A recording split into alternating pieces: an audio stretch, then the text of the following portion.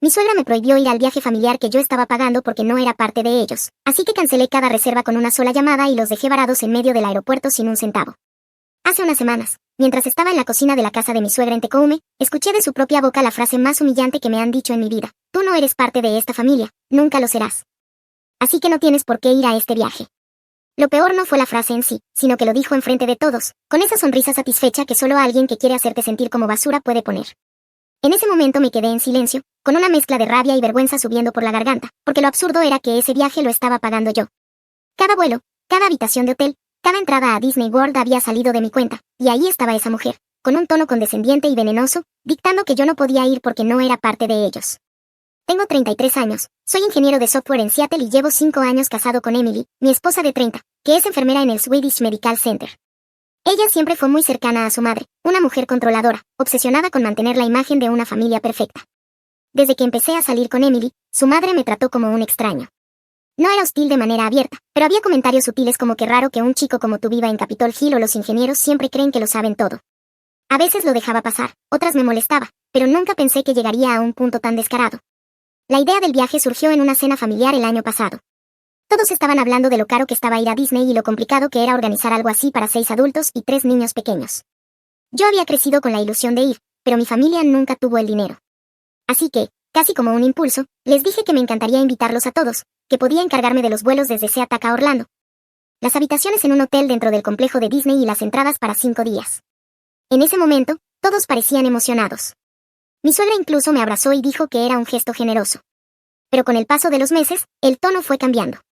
Poco a poco empecé a notar que me dejaban fuera de las conversaciones sobre el itinerario. Había un grupo de WhatsApp donde compartían links, videos de atracciones, horarios, y a veces yo intervenía con sugerencias. Nadie respondía.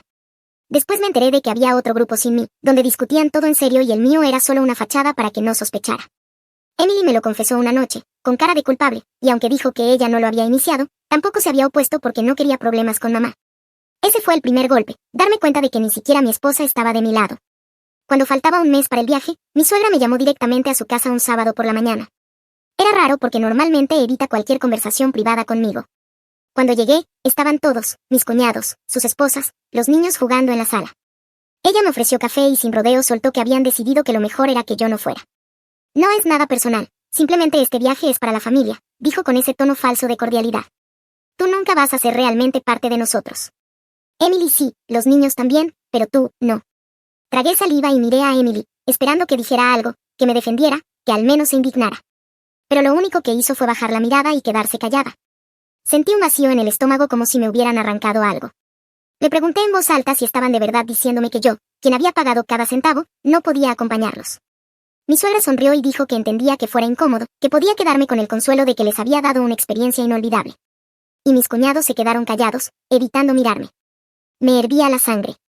Una parte de mí quería estallar, gritarles que eran unos malagradecidos, que cancelaría todo en ese mismo instante. Pero otra parte, más fría, más calculadora, me dijo que no les daría la satisfacción de verme perder el control. Así que fingí calma, asentí y me limité a decir que si eso era lo que habían decidido, entonces estaba bien. Emily me siguió hasta el coche, me dijo en voz baja que entendía que me sintiera mal, pero que tal vez era mejor no pelear con mamá. Eso fue como otro cuchillo. De regreso a Seattle, en la autopista I-5, iba manejando con los nudillos blancos de tanto apretar el volante. Recordaba una y otra vez la sonrisa de mi suegra, esa frase tú no eres parte de nosotros que no se me borraba de la cabeza. Pensaba en todo lo que había hecho para organizar el viaje, las horas de buscar vuelos directos, de comparar precios de hoteles, de reservar restaurantes dentro del parque porque se llenan con meses de anticipación. Había gastado más de $15,000 entre boletos de avión, alojamiento y entradas, y aún así me trataban como a un intruso. En el trabajo no podía concentrarme, me quedaba mirando la pantalla con el código corriendo y lo único que pensaba era en cómo habían logrado humillarme tan fácilmente. Mis compañeros notaron que estaba distraído, pero no dije nada. En casa, Emily intentaba hacer como si nada hubiera pasado, hablaba del uniforme de enfermería, de los turnos en el hospital, como si ignorar el problema lo borrara. Pero cada vez que la miraba, recordaba como no dijo una palabra en mi defensa. La semana siguiente fue aún peor. Me llegó una notificación en mi celular, me habían sacado del grupo de WhatsApp de la familia. Sin explicación, sin aviso. Cuando le pregunté a Emily, me dijo que seguramente había sido un error. Pero a los pocos minutos me llegó un mensaje de mi cuñado mayor diciendo que era mejor mantener las cosas claras y que esperaban que entendiera. No respondí. Esa noche, mientras Emily dormía, me senté en la sala con mi laptop abierta y revisé todas las reservas. En ese instante me di cuenta de que tenía todo el poder en mis manos. Cada vuelo estaba bajo mi nombre, cada confirmación de hotel llegaba a mi correo, cada entrada a Disney estaba ligada a mi tarjeta de crédito. Ellos no tenían nada, absolutamente nada, que no pasara primero por mí. Sentí una calma extraña, como si la rabia se hubiera transformado en otra cosa. Me serví un whisky y me quedé viendo el correo con todas las confirmaciones abiertas. Podía cancelar todo con un par de clics. Podía hacerlos pagar por cada palabra, por cada mirada, por cada silencio cómplice. Esa noche no lo hice, pero por primera vez en día sonreí. Sabía que todavía tenían la ilusión de su viaje perfecto, que seguían haciendo planes y sacando cuentas, sin imaginar que todo dependía de mí. Y mientras más pensaba en la escena de ellos en el aeropuerto, con sus maletas y los niños cansados, descubriendo que no tenían boletos, más clara se volvía la idea en mi mente. No dormí mucho esa semana, pero por primera vez no me sentía derrotado. Tenía un plan, y aunque nadie lo sabía, el poder había cambiado de manos. Ellos creían haberme dejado fuera, pero yo era el único que podía decidir si ese viaje existía o no y empecé a darme cuenta de que tal vez la mejor forma de responder no era con gritos ni con discusiones, sino con silencio y un movimiento calculado en el momento justo. Mientras tanto, Emily seguía sin hablar del tema, como si ignorarlo fuera suficiente. Yo ya había tomado una decisión, pero aún no se lo había dicho a nadie. Actualización 1. Una semana después de aquella conversación en la casa de mi suegra, ya nada se sentía igual dentro de mi propio matrimonio ni dentro de la rutina diaria. Los días en la oficina transcurrían lentos, mecánicos, con mi mente ocupada más en lo que había ocurrido que en las líneas de código que debía entregar.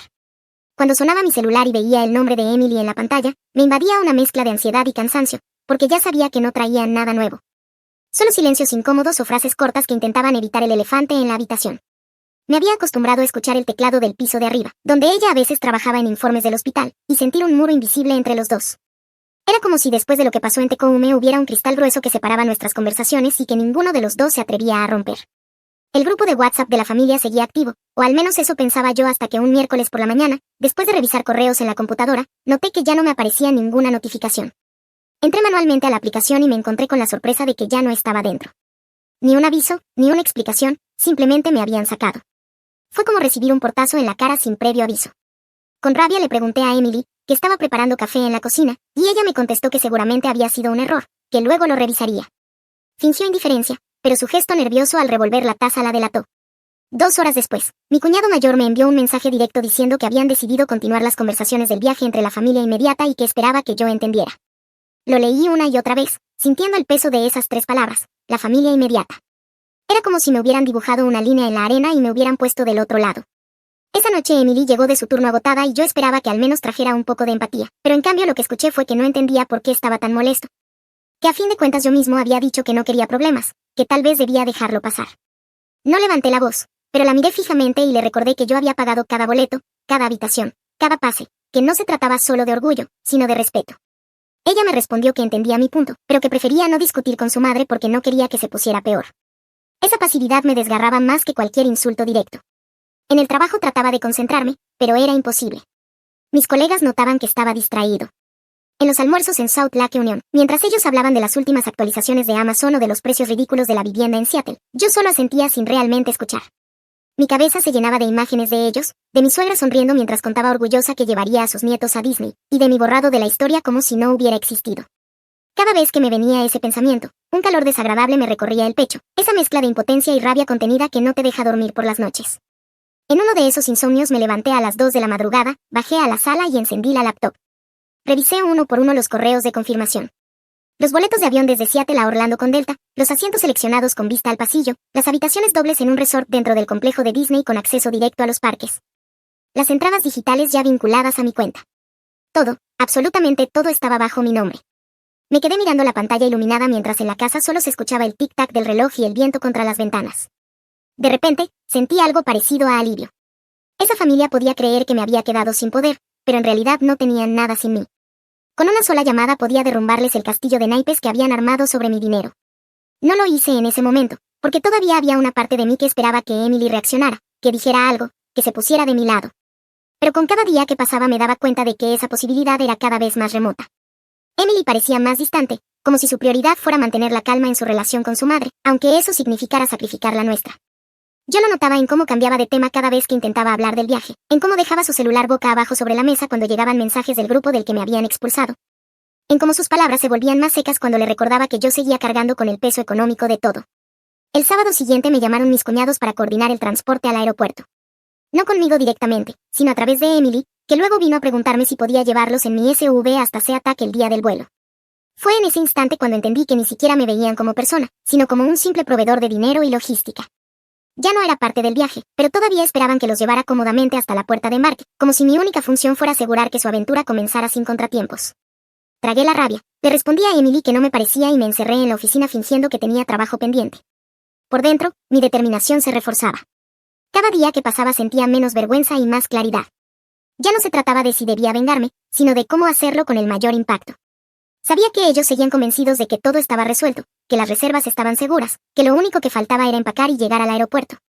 Y mientras tanto, yo era el único que podía deshacer cada pieza de ese plan con un par de llamadas o un par de clics. Empecé a imaginar la escena con más detalle, ellos en la terminal, con maletas y niños cansados, haciendo fila para el check-in, y la azafata explicándoles que no había ningún boleto a su nombre. La cara de mi suegra cuando se diera cuenta de que la había dejado expuesta ante todos, el murmullo de los pasajeros alrededor, la rabia contenida en su voz al buscar a quién culpar.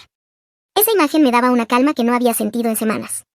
Esa semana la tensión en casa se volvió insoportable. Emily empezó a dormir de espaldas, en silencio, y yo pasaba las noches en vela pensando en el momento perfecto para mover mis fichas. Cuando hablábamos, era siempre de cosas triviales, que comprar en el supermercado, qué turnos le habían tocado, qué serie ver. Nada más. Pero debajo de esas conversaciones anodinas había un vacío enorme, un abismo que ninguno de los dos se atrevía a mirar de frente.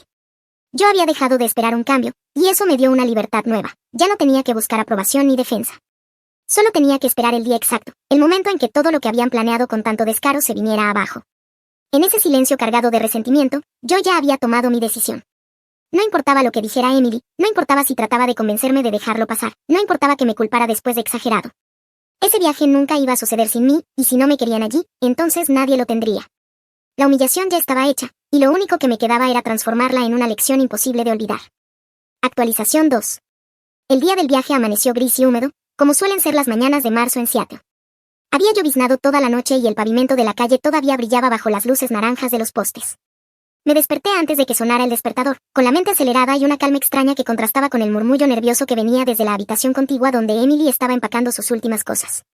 Fingí que seguía dormido, observando el techo mientras repasaba mentalmente cada paso que debía dar. El momento había llegado. Todos estaban convencidos de que su aventura a Orlando estaba asegurada, que en pocas horas estarían sentados en el vuelo de Delta rumbo al sol de Florida, con niños excitados y suegra sonriente dando órdenes en la fila. Yo sabía otra cosa. Sabía que ese castillo de ilusiones estaba sostenido por un hilo tan delgado que con una sola llamada podía desintegrarse. Y esa llamada la iba a hacer yo. Bajé a la sala sin hacer ruido y me serví un café fuerte. El reloj marcaba las 5:30 de la mañana y el silencio en el vecindario era absoluto, solo interrumpido por el rugido ocasional de algún coche que pasaba por la primera 5 en dirección al aeropuerto. Abrí la laptop y revisé por última vez las confirmaciones, vuelos, hotel, entradas. Todo seguía bajo mi nombre. Respiré hondo, marqué el número de atención al cliente de la aerolínea y esperé a que contestaran. Una mujer con acento del sur me atendió después de un par de minutos en espera. Le di el código de confirmación, fingí una voz cansada y le dije que quería cancelar todos los boletos por motivos personales. Ella me advirtió que los pasajes eran parcialmente reembolsables, que la mayoría quedaría como crédito a mi nombre. Asentí con satisfacción y confirmé la cancelación. En menos de 10 minutos, 6 boletos de ida y vuelta a Orlando habían desaparecido del sistema. La sensación fue inmediata, un peso enorme se levantó de mis hombros y me invadió una calma fría, como si hubiera dado el primer paso hacia una liberación que llevaba semanas gestando. Después llamé al hotel en Orlando, un resort dentro del complejo de Disney donde ya tenían asignadas 2 habitaciones dobles con vista a los jardines. La recepcionista, amable y jovial, me preguntó si estaba seguro de cancelar porque en esa temporada era difícil conseguir disponibilidad. Le respondí que sí, que las circunstancias habían cambiado y que no viajaríamos. Ella procesó la cancelación y me recordó que el reembolso parcial se aplicaría a la tarjeta con la que había pagado. No dije nada más, solo agradecí y colgué. Luego abrí la aplicación de Disney en mi celular y eliminé todas las entradas digitales asociadas a mi cuenta. Con un par de toques, cada pase de acceso se evaporó, convertido en un vacío que nadie más podría llenar. Cerré la laptop y me serví otro café, observando la neblina que cubría las ventanas. Era como si todo el barrio estuviera dormido, ajeno a la tormenta que estaba a punto de estallar en el aeropuerto. A las 7 de la mañana escuché los pasos apresurados de Emily bajando las escaleras con su maleta. Me dijo que ya estaban listos, que sus padres y hermanos habían salido de Tecoume y que en menos de una hora estarían en SeaTac. Fingí indiferencia, le respondí que no la acompañaría porque tenía trabajo atrasado, que mejor fuera con ellos. Ella me miró con una mezcla de incomodidad y alivio, como si en el fondo supiera que esa decisión le ahorraba una escena tensa con su madre en la terminal. Me dio un beso rápido y salió rumbo al Uber que ya le esperaba afuera. La vi subir con su mochila y desaparecer calle abajo, sin saber que en unas horas me llamaría desesperada. A las 8:30 recibí la primera llamada. Era Emily, con la voz alterada. Estaban en la fila del check-in y la aerolínea les decía que no había boletos a su nombre. Yo me hice el sorprendido, le dije que debía tratarse de un error en el sistema. Me pidió entre sollozos que verificara en mi correo, que les mandara las confirmaciones otra vez. Le respondí con calma que revisaría, pero que en ese momento estaba en medio de algo y que no podía hacerlo de inmediato. Ella cortó abruptamente y a los pocos minutos llegaron mensajes de voz de mi suegra, llenos de insultos, gritos y acusaciones.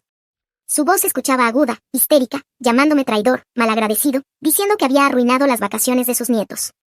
Me acomodé en el sofá con el celular en la mano, escuchando cada palabra con una serenidad casi placentera. En mi mente podía visualizar la escena con claridad, la fila abarrotada, los pasajeros murmurando, los niños llorando porque no entendían qué pasaba, y mi suegra perdiendo el control frente a decenas de extraños. Podía imaginar sus gestos, su cara enrojecida, sus manos agitándose en el aire mientras culpaba a todos menos a sí misma. El caos que siempre había sembrado en los demás ahora se le devolvía multiplicado, y yo estaba sentado en la sala, en silencio, disfrutando del espectáculo sin necesidad de estar presente. Alrededor de las 9 recibí otro mensaje de Emily, esta vez más calmada pero con un tono de resignación. Me decía que habían confirmado que todos los boletos habían sido cancelados, que no había manera de recuperarlos porque ya era tarde y los vuelos estaban llenos. Intentaron buscar opciones de último minuto, pero los precios eran imposibles, más de $1,000 por pasajero solo de ida.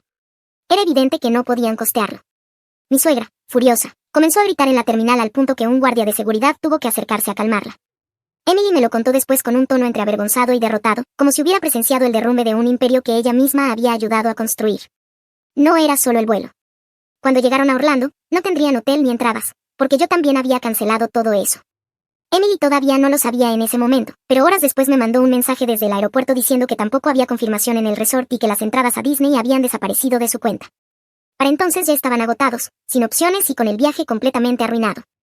Lo único que les quedaba era regresar a Tecoume en un auto rentado de último momento, cargando maletas y niños frustrados. Yo podía imaginar el silencio incómodo en ese coche, con mi suegra mascullando insultos, mis cuñados evitando mirarse y Emily revisando el celular una y otra vez sin saber cómo confrontarme. Cuando finalmente Emily regresó a casa esa noche, entró sin decir nada. Sus ojos estaban rojos de tanto llorar y su voz temblaba cuando apenas susurró que había ido demasiado lejos. Yo no respondí de inmediato, solo la miré y recordé cómo había bajado la mirada en Tecoume cuando su madre me excluyó. Pensé en cada silencio cómplice, en cada gesto de indiferencia, en cada palabra que no dijo para defenderme. Y entonces entendí que no había ido demasiado lejos, solo había llegado exactamente hasta donde ellos me habían empujado. Me encerré en la oficina mientras ella se duchaba y escuché otra tanda de mensajes de voz de mi suegra, cada uno más desesperado que el anterior. Ya no eran solo insultos, también había súplicas veladas, amenazas de contarle a todo el mundo lo que había hecho. Pero yo sabía que no tenía nada que temer. Los boletos estaban a mi nombre, el dinero era mío, y las reservas también. Todo estaba bajo mi control desde el principio. Ellos solo habían vivido una ilusión sostenida por mi buena voluntad. Y al final, como siempre, la ilusión se desmoronó cuando dejaron de mostrarme respeto. Aquella noche dormí profundamente por primera vez en semanas.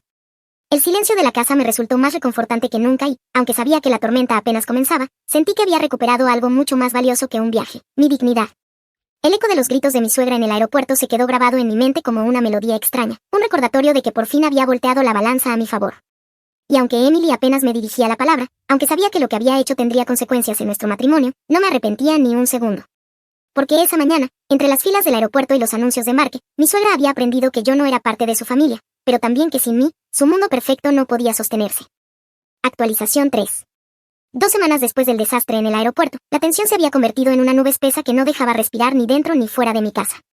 Emily iba y venía de sus turnos en el hospital con un silencio que se podía cortar con un cuchillo, y cuando hablábamos apenas intercambiábamos frases prácticas sobre cuentas, compras o cosas de la casa.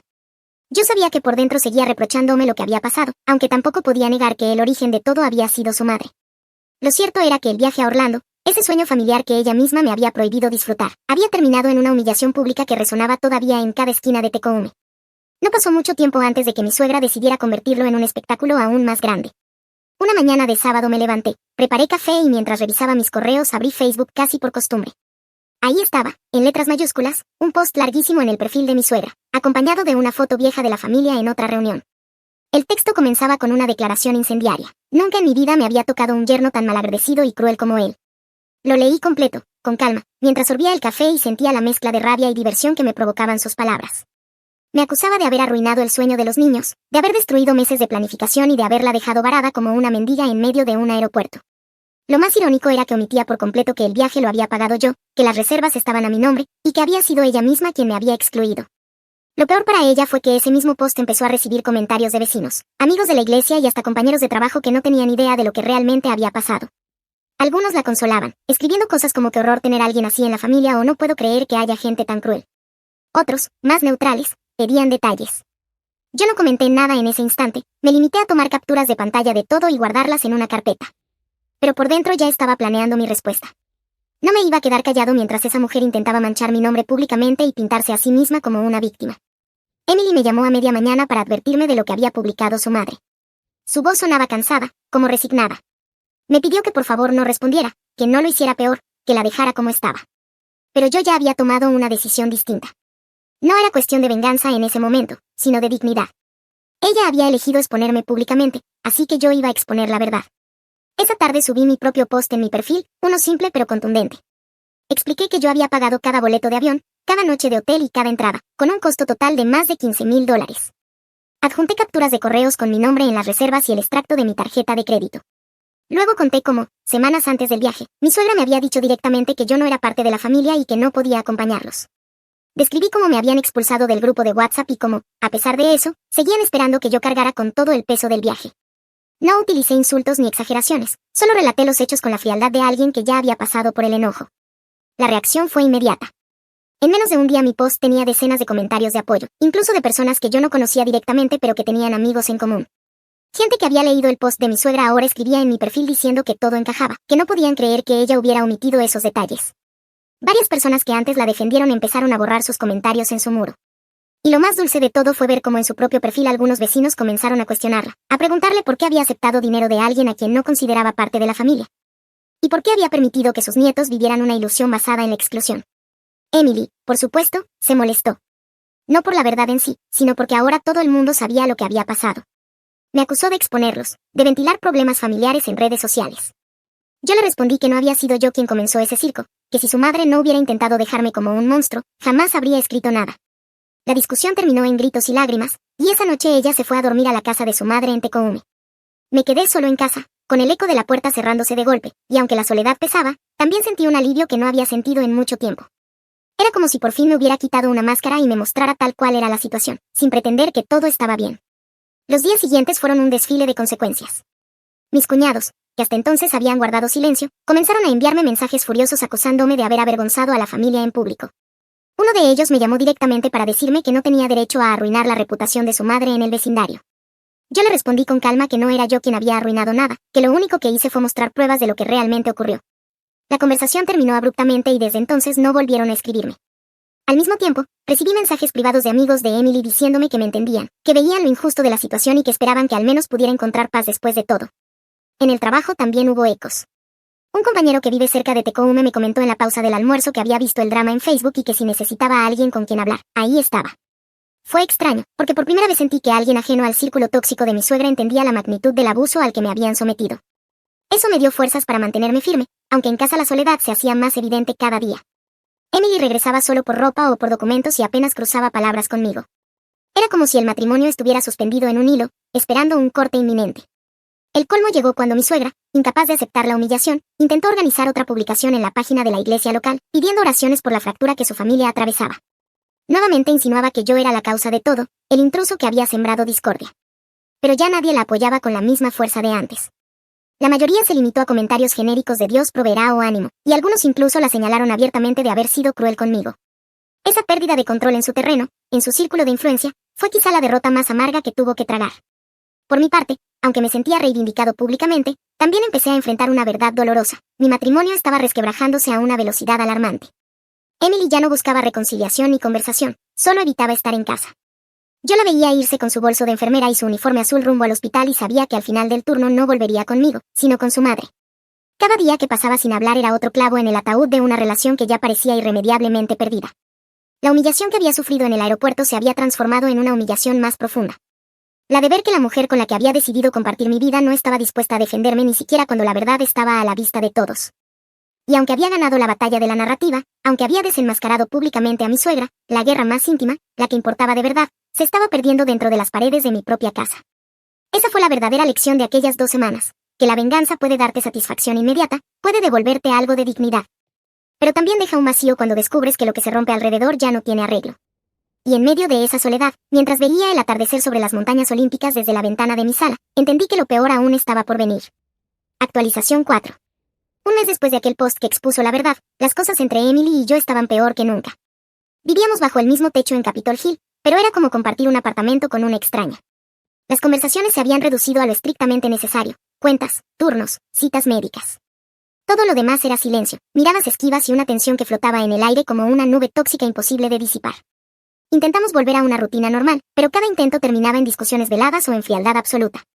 Yo me quedaba hasta tarde en la oficina fingiendo que el trabajo me absorbía, y ella buscaba turnos extra en el hospital para no tener que regresar temprano a casa. El hogar que habíamos construido, con muebles escogidos juntos en tiendas de Pique Place y fotos de viajes pegadas en la nevera, se sentía cada vez más como un escenario vacío donde nadie quería estar. Fue Emily quien mencionó la terapia de pareja. Una noche, mientras cenábamos en silencio frente a 2 platos de pasta que ninguno de los dos probó mucho, me dijo sin mirarme que tal vez debíamos buscar ayuda profesional antes de que todo se viniera abajo. Acepté casi por inercia, no porque creyera que cambiaría algo, sino porque al menos me daba la oportunidad de escucharla en un espacio donde no pudiera evadir la conversación. Un par de semanas después nos encontrábamos sentados en una oficina en Fremont, frente a una terapeuta de unos 50 años que nos observaba con calma mientras nosotros relatábamos entrecortadamente nuestra versión de la historia. Emily fue la primera en hablar. Admitió que su madre había sido dura, que no debió dejarme fuera del viaje, pero inmediatamente giró la conversación hacia lo que yo había hecho en el aeropuerto. Dijo que había cruzado una línea al cancelar todo, que había dejado a los niños sin vacaciones, que mi acto había sido cruel y desproporcionado.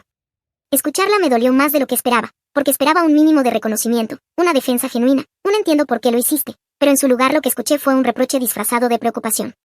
Cuando me tocó hablar a mí, le conté a la terapeuta cómo me había sentido invisible, cómo me habían sacado de las conversaciones, como mi suegra me había dicho a la cara que nunca sería parte de la familia y como Emily había permanecido en silencio en ese momento. Mis palabras salieron con una calma casi artificial, porque la rabia llevaba semanas cocinándose en mi interior. La terapeuta escuchó a ambos y nos dijo que lo que veía era una relación llena de lealtades divididas. Emily estaba atrapada entre su madre y su esposo, y yo me sentía traicionado porque esperaba apoyo incondicional. Dijo que no veía mal que buscáramos espacio para reevaluar lo que queríamos como pareja. Emily se mostró de acuerdo, yo también asentí, pero por dentro lo único que sentía era cansancio. Esa primera sesión no nos acercó, solo confirmó lo lejos que ya estábamos. La semana siguiente seguimos yendo a terapia. En cada sesión la historia se repetía. Ella insistía en que mi venganza había sido demasiado, yo insistía en que su silencio había sido peor. Nos mirábamos desde lados opuestos de la sala, con un abismo que parecía ensancharse más que cerrarse. Al salir, rara vez hablábamos en el coche. Yo miraba la autopista mientras conducía y ella jugaba con el celular en silencio. Era como si los kilómetros entre Fremont y Capitol Hill se hicieran más largos cada vez. Mientras tanto, el resto de la familia no dejaba de meter presión. Mi suegra seguía publicando indirectas en redes sociales, esta vez más cuidadosas, pero aún cargadas de veneno. Mis cuñados evitaban contacto directo, salvo para lanzar comentarios sarcásticos cuando coincidíamos en algún evento. Lo curioso fue que el hermano menor de Emily, un chico de 25 años que trabajaba como barista en Bayard, me llamó una noche en secreto. Me dijo que, aunque no podía decirlo en voz alta, aplaudía lo que había hecho, que alguien tenía que ponerle un alto a su madre porque siempre manipulaba a todos y que en el fondo sabía que yo solo había devuelto lo que ellos mismos me habían dado. Esa llamada fue breve, pero me dejó con una sensación agridulce. Por un lado, era reconfortante saber que alguien dentro de esa familia entendía.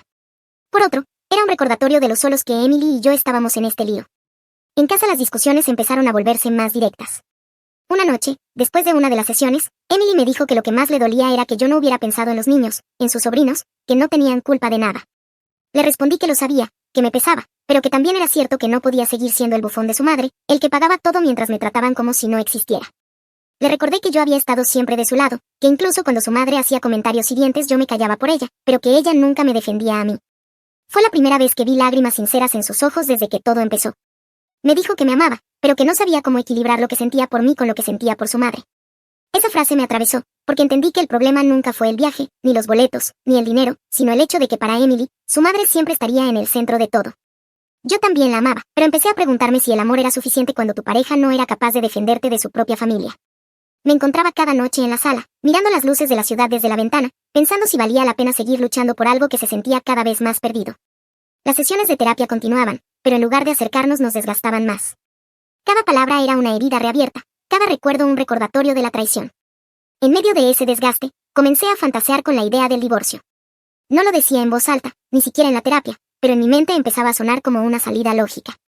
Pensaba en lo que sería volver a vivir solo, en encontrar un lugar para mí en otra parte de Seattle o incluso mudarme a Portland donde tenía algunos amigos.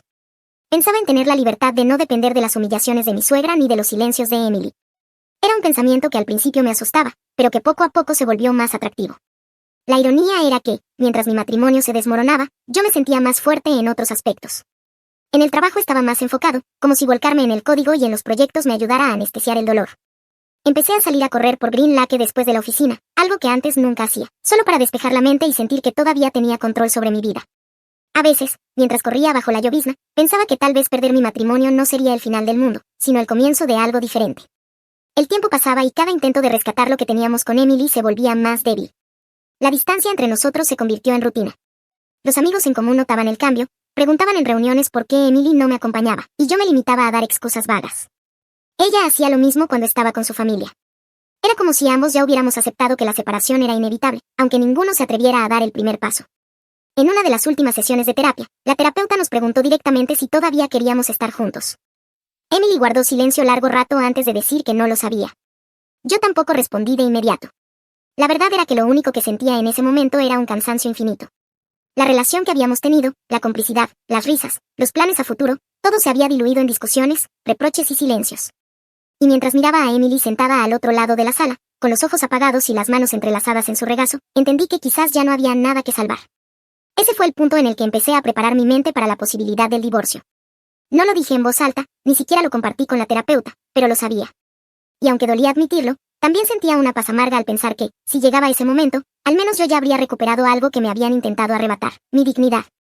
Actualización final.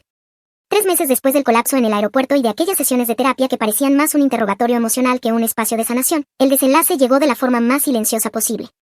Una mañana de junio, cuando el sol apenas despuntaba sobre las montañas olímpicas y la luz entraba tímida por las ventanas de nuestro apartamento en Capitol Hill, Emily se sentó frente a mí con un sobremanila en las manos. No lloraba, tampoco parecía enojada. Solo tenía esa expresión neutra de alguien que ya tomó una decisión irremediable. El sobre contenía los papeles para iniciar el proceso de divorcio. No hubo discusiones, ni gritos, ni súplicas. Ella habló con voz calmada, casi profesional, como si estuviera dando un informe médico en su turno del hospital. Dijo que me quería, pero que no podía seguir viviendo entre el resentimiento hacia mí y la lealtad a su madre. Yo no respondí de inmediato, me quedé observando el sobre, con la cabeza llena de recuerdos, y al final solo asentí. Sabía que resistirme era inútil. El matrimonio ya estaba muerto desde hacía meses, y aquello era solo la formalización del entierro. El proceso fue tan frío como predecible. No teníamos hijos, y aunque compartíamos algunas cuentas y muebles, la división fue sencilla. Ella se quedó con la mayoría de las cosas de la casa, incluidas las fotos, los cuadros y hasta la vajilla que habíamos comprado en Pike Place. Yo me quedé con mi SUV, mi computadora y la cuenta donde aún reposaban los restos del dinero que había gastado en aquel maldito viaje. Hubo reuniones con abogados en oficinas impersonales de downtown, con vistas espectaculares de la bahía que contrastaban con la monotonía de los documentos legales que firmábamos. Cada firma era un recordatorio de lo mucho que habíamos perdido, pero también una liberación lenta de la carga que habíamos arrastrado. Durante esas semanas, Emily prácticamente se mudó de forma definitiva a Tecoume con su madre. A veces venía solo a recoger ropa o papeles, siempre con una actitud distante, como si quisiera que todo terminara lo más rápido posible. Su madre, por supuesto, celebraba en silencio lo que consideraba una victoria. Me llegaban rumores a través de amigos en común de que ella andaba diciendo que al fin su hija se había librado de mí y que yo había demostrado ser un hombre vengativo y poco confiable. Yo ya no reaccionaba. Había llegado a un punto en el que su voz me sonaba como un eco lejano, irrelevante. Era como un ruido de fondo que ya no podía herirme, porque en el fondo sabía que la verdadera derrota había sido suya. El teatro perfecto de familia unida que siempre intentó sostener estaba roto y expuesto para todos. El día que el juez firmó oficialmente el divorcio, salí del edificio del condado con una mezcla de vacío y alivio. Caminé por las calles de Seattle bajo un cielo despejado, algo poco común en esa época, y sentí por primera vez en meses que respiraba sin peso en los pulmones. No tenía un plan definido, pero sí la certeza de que debía hacer algo por mí mismo, algo que marcara un cierre y un nuevo comienzo. Fue entonces cuando recordé que todavía quedaba parte del dinero que había reservado originalmente para el viaje, y tomé la decisión de usarlo para mí. Compré un vuelo directo a San Diego, un destino que siempre había querido visitar pero que nunca había considerado seriamente porque Emily prefería los viajes familiares. Esta vez, no habría suegras, ni cuñados, ni niños llorando en el aeropuerto. Solo yo y la idea de empezar de cero. El viaje a San Diego fue exactamente lo que necesitaba. Me hospedé en un pequeño hotel cerca de Gaslamp Quarter, no un resort lujoso ni un lugar lleno de comodidades, sino un sitio sencillo pero cómodo donde nadie me conocía y nadie esperaba nada de mí. Pasé las mañanas caminando por la playa de La Joya. sintiendo la arena caliente bajo los pies y observando a los surfistas desafiar las olas mientras el sol brillaba con una intensidad que hacía olvidar por completo la grisura de Seattle. En las tardes me perdía entre restaurantes de tacos y bares con música en vivo, hablando con desconocidos sin el peso de las etiquetas que me habían perseguido durante años en Tecoume. Cada conversación casual con un camarero o un turista me recordaba que había vida más allá de las cadenas emocionales que me habían atado a la familia de Emily. Hubo una tarde en particular en la que me senté en un muelle en Mission Bay, con una cerveza fría en la mano y el olor a salitre en el aire, y entendí algo que me había costado meses aceptar. Todo ese tiempo yo había estado obsesionado con ser aceptado por una familia que nunca me quiso realmente, intentando demostrar mi valor a una mujer que siempre prefirió callar antes que defenderme. Había sacrificado mi paz, mi dinero y hasta mi autoestima en el intento. Y sin embargo, en ese instante, mientras veía el sol hundirse en el horizonte y tiñendo el cielo de tonos naranjas y púrpuras, me di cuenta de que no necesitaba la validación de nadie para sentirme en paz. Lo único que necesitaba era la certeza de que había recuperado mi dignidad y de que, aunque había perdido un matrimonio, había ganado la oportunidad de reconstruirme. De regreso en Seattle, la vida empezó a tomar otro ritmo. Me mudé de Capitol Hill a un pequeño apartamento en Belltown, cerca del agua. No era tan espacioso como el que compartía con Emily, pero tenía una vista preciosa de la bahía y me hacía sentir que cada amanecer era una promesa de algo nuevo. Empecé a salir más con mis compañeros de trabajo, a aceptar invitaciones que antes rechazaba. Volví a correr por Green Lake, pero esta vez no para escapar de mis pensamientos, sino para disfrutarlos. Incluso me inscribí en un curso de fotografía en Fremont, algo que siempre había querido hacer y que había pospuesto por falta de tiempo. Ahora, el tiempo era solo mío. Por supuesto, la familia de Emily seguía intentando manchar mi nombre, pero cada vez con menos eco. Mi suegra seguía lanzando indirectas en redes sociales, aunque ya casi nadie las comentaba. La mayoría había visto lo que realmente pasó y no tenía interés en seguir alimentando su necesidad de atención. Emily y yo nos cruzamos una vez en un café en Tecoume, semanas después del divorcio, y fue un encuentro extraño. Nos saludamos con un gesto de cabeza, sin palabras, y seguimos nuestro camino. No sentí rencor, solo una melancolía distante, como la que se siente al pasar frente a una casa en la que alguna vez viviste y que ahora pertenece a otros. La experiencia me había dejado cicatrices, pero también una claridad que antes no tenía. Aprendí que la familia no siempre es la que te toca, sino la que eliges. Aprendí que el amor no es suficiente cuando falta respeto y apoyo. Y, sobre todo, aprendí que nunca más iba a dejar que alguien me dijera que no era parte de su mundo mientras seguía cargando con todo el peso de su comodidad. A veces, mientras camino por el muelle de Seattle al atardecer, con el olor del mar mezclándose con el del café recién hecho de las tiendas cercanas, pienso en las palabras de mi suegra aquella mañana en Tecoume. Tú no eres parte de esta familia. Tenía razón, no lo era. Pero lo que nunca entendió fue que yo tampoco necesitaba hacerlo. Porque ahora, por primera vez en mucho tiempo, me siento completo. Y aunque el precio fue un matrimonio roto y meses de dolor, también fue la libertad de dejar atrás un círculo tóxico y empezar una vida que me pertenece únicamente a mí.